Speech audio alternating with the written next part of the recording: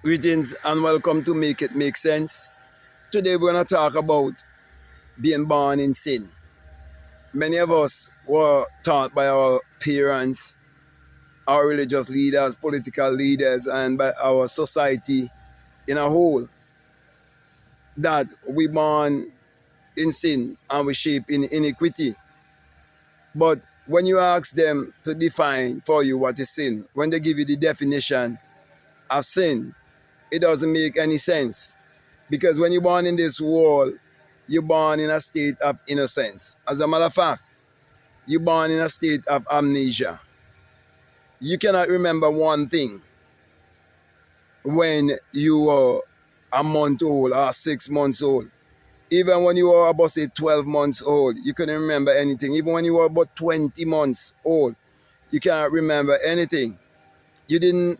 There comes a certain time when you would realize that you are having this human experience. Most people can remember when they were, like, say, 3.5, 4 years. Okay, they can remember the first time their parents probably take them to preschool and so on, right? To primary school. But other than that, those other years, okay, those years of innocence, you cannot remember those years. And those are the times whereby you've been repeating everything that you see and hear and so on. And that is why between the time of your birth to the age of 7 or 8, you're very easily programmed. And whatsoever you program with, that is basically what you will grow and become an adult with in terms of mindset and the environment and everything around you. It will definitely influence you. So the real sin is not knowing who you are. It is being born in a state of forgetfulness, a state of amnesia. And so you're searching to know who you are. That's the only how the Bible will make sense to you. It's only when you see it as a book of mind science. It's only when you can accept that all is mine. It's only when you can accept that your words and your deeds are your actions. They are the manifestation of a thought, are the expression of a thought. So it's not only when you speak, but also when you act. That's why they say actions speak louder than words, because you can say one thing, but we'll watch your life and see the things that you do. Like, for example, if I was to ask most people in my country, do you believe in God? Everyone will say yes, because they do not know that it's a Czech Christian. It was just yesterday I was driving and I see a big bus and it says, "In God we trust." And I've seen that written many other places, okay? And many people know it's written in the US dollar, but many people do not understand the language. You see, there have always been a language of symbology. And the English language, okay, is a hidden language. Much people do not really understand that.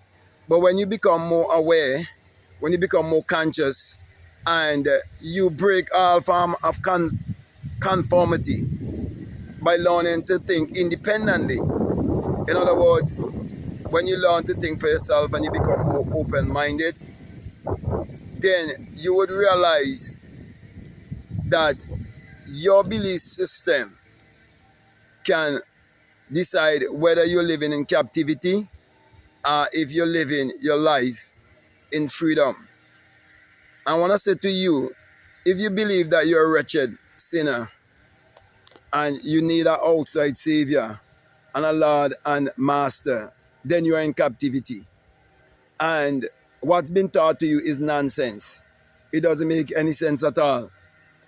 What sense would it make that you come into this world believing in a Lord, a God, a Savior who is omnipotent, omniscient, and omnipresent, yet He's gonna punish you for everything you do when they claim that He's perfect and He's omnipotent and omniscient?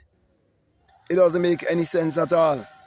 Okay, and then why would you fear some outside entity that you believe in, that love you dearly, and you've been told that God is love and God love you, yet He's gonna punish you and He's gonna send you to hell to be with the devil, when it is stated also that he was the one who created the devil. It doesn't make any sense. And then, how is it they're going to tell you that you must learn to forgive your enemy? But yet they tell you the God that you must serve have an enemy. And he cannot forgive his enemy. He so much want to take revenge from on his enemy that he make a place to put his enemy and anyone else who doesn't agree with him to serve him and to beg of him and to besiege of him. If he's omnipotent, omniscient, omnipresent and all of that, why does he need your worship? Why does he need you to be a slave to him? You see, all of those things are things that people are afraid to ask. These are questions people are afraid to ask because they would realize that they've been taught nonsense. And so when someone like myself come and make sense of these things, they're going to say, oh, he's stupid, he's crazy. They're going to say blasphemy. Yet the main character that they believe in the Bible, that they're looking for outwardly, when you realize that it is all about your spiritual identity and your autobiography that must be interpreted metaphysically and esoterically, that must be understood psychologically, you'll realize that you're the one who will come to recognize that your identity is your divinity, and you will claim your oneness with the infinite. And when you claim your oneness with the infinite, your brothers and sisters are going to turn around and call you crazy. And they're going to say blasphemy. They're going to say stony, because they're going to use words against you. So, my brother and my sisters, I hope what I'm saying, it makes sense to you, that you understand that you're born in a state of amnesia and you're searching to know who you are, okay? And the phenomena of life can only be found within you. The kingdom of God is within you. All true prophet will always teach you to look within. All true Savior will teach you that the saving power is within you, that the redeeming power is within you. And that's the story of the Messiah. Okay, it is one who's become enlightened and awakened, and he's teaching you how to find the answers that you're looking for within your own consciousness, your own awareness. He's pointing you within. He's pointing you to the narrow way. That narrow way is within you. So, my brother, my sisters, as I come to a close, I want to say to you that true salvation is self-realization. You're here seeking to know who you are. You're here to find yourself. When you find yourself, you will find God. You see, from a very young age, as a little boy, I asked myself, who am I? Smoting my chest with tears in my eyes. And who is God? And so I set out on a journey from a very young age to know my identity. And when I found my identity, I found God. And when I found God, I found myself. So with that being said, my brother and my sister, I hope what I'm saying, it makes sense to you and it resonates with you. And if it do, and you haven't subscribed already, I encourage you to subscribe, to like, to comment, or to share this video. Also, if you like to be notified when I upload, please hit that notification bell. And if you like to do a one-on-one with me, you can chat me an email and we can definitely link. Also, if you like to get my books, the links are down in the description. I have about 10 or more books to choose from.